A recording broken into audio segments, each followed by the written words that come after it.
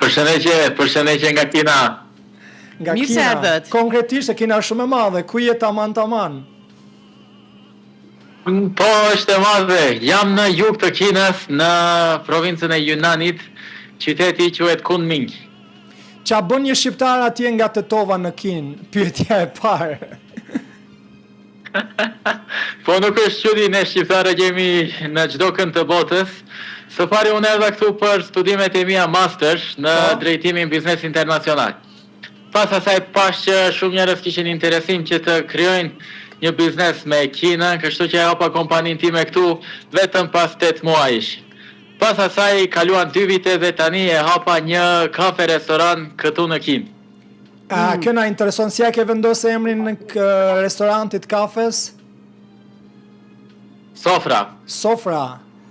A ka shumë shqiptarë të cilët vinë dhe vizitojnë Sofrën, sepse po besoj që kanë dëshirë. Turisti dim që ka shumë, vinë edhe kthehen, por shqiptarë që jetojnë atje.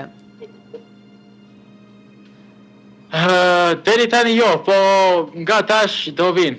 Më kanë shënuar shumë veta në rrjetet sociale që duan të vizitojnë restorantin.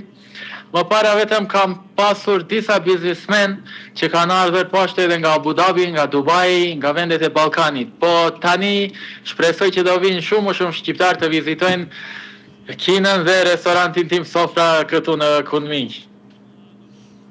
Pse pikërisht Sofra e ke vendosur emrin? Ke pasur ndonjë alternativë tjetër si emër për ta vendosur? Sofra është shumë shqiptare si emër. Po patjetër që kishim alternativa tjera, si disa emra kines, apo emër arape, turke, po unë vendosa që dhe këmgulla aty që të vendoj me emrin Sofra. Besoj që kjo emër do na sjellë edhe bereqet, edhe do i gëzoj shumë shqiptar kur do vinë ta vizitojnë këtë vend. Ka një veçanti sepse është restoranti i parë shqiptar në Kinë dhe patjetër që do ishte që vendoj me emrin Sofra. E si i thuhet në gjuhën kineze Sofra? Ka ndonjë emër? Kuptimi si ja shpjegoni? Sofra fix nuk ka. Ka kuptim tavolin që është gjozë, kurse shqiptimi i sofrës në gjuhën kineze është sofra. Sofra, okay, ashtu duhet ta thonë dhe ata. Shqip, sofra. Po çfarë ushqimesh mendoni që të servoni aty, ushqime tradicionale shqiptare apo si? Do kemi ushqime shqiptare, ama jo si në vendet tona, do me thonë do ketë diçka më thjesht edhe pak do duhet të adaptojmë për shijen e kinezëve, sepse kinezët, edhe pse shumë pëlqen shija jon, për të pasur më shumë klientel këtu, do duhet pak të adaptojmë shijen sipas shijes së kinezëve. Ama vendosi pak brumra atje dhe kinezët edhe mund ta shijojnë ndonjë pite, ndonjë fli. Dikush të na baje flia këtu. Duhet. Se unë s'mundem, edhe kuzhinjerin që kemi tregova ma rënë se do mund ta baje fliën, nuk është edhe aq lehtë. Pyetëm se sa shqiptar ka atje, takon shqiptar, a ka ndonjë organizim për shembull për festën e flamurit sot atje në Kinë? Po, dje kishte një manifestim në Peking, organizuar nga ambasada e Shqipërisë. Shumë shqiptar morën pjesë. Ishte një atmosferë e këndshme, patëm një lidhje telefonike atje. Edhe kaluat bukur. Ishte shumë atmosferë e këndshme, fatkeqësisht që unë s'u mora pjesë, para të ditë të rregulloj disa gjëra, disa punë në restorant. Mblidheni zakonisht, takoni shqiptar, çfarë bëni kur mblidheni, a flisni shqip apo nuk ja u lejojnë të flisni shqip? Nuk e besoj këtë. Nuk ka këtu ashtu ndalesa të tilla. Kam taku shumë, ishte edhe një vajzë që ka ardhur këtu të studioje. Më kontaktuan shumë pasi e pan intervistën që kam hap restoran këtu, ka Shenzheni, nga Guangzhou, nga Shanghai. Kishte shumë shqiptar nga Ballkani, po jo nga Maqedonia. Ende jam i vetmi shqiptar që studioj në Kinë nga Maqedonia e Veriut. Interesant. Mirë, dhe të pyesim, ka marmalli mu kthy për shembull në Tetov, të mungon? Po pa tjetër që mungon vendlindja, familja, shokët atje.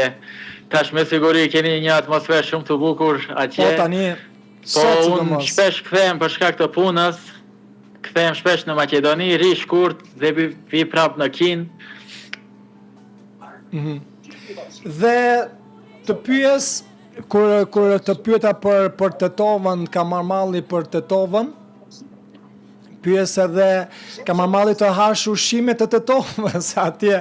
Si është financat, sa kushton për shembull të hash një drek atje në sofrën tënde?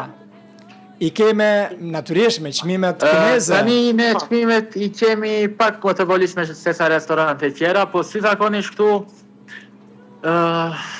të jap shembull, për shembull tash jam në një darkë këtu, jemi 4 veta, diku 140-150 euro.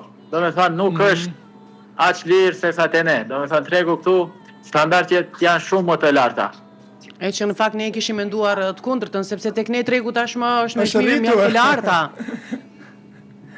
Mund të flasësh për Tetovën, se për Prishtinën është shumë rritur tani.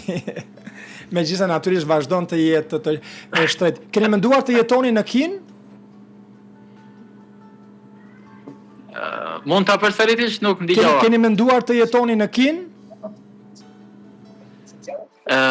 Shif, Maksim, çdo gjë është shumë fantastike këtu, do me thënë jetojnë, mund të them 20 vite janë më para se ne.